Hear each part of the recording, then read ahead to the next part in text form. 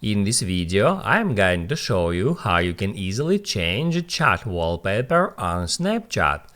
Be sure to watch the video to the very end so you don't make any mistakes, and of course do not forget to like this video and subscribe to my channel. So let's begin, and first open up Snapchat. Then get into chats, and once you did that, just open up some conversation. Then tap right here at the very top at that person's name, and then you will be taken to this page where you can easily find that wallpaper feature.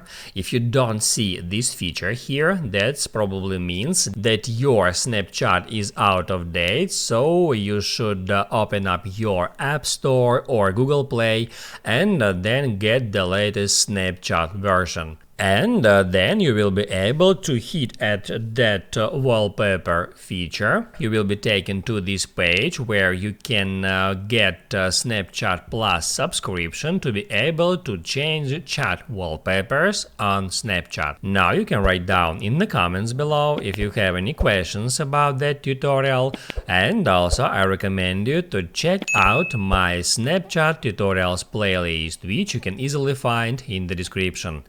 Hit the like button if you liked that video, and see you in the next one.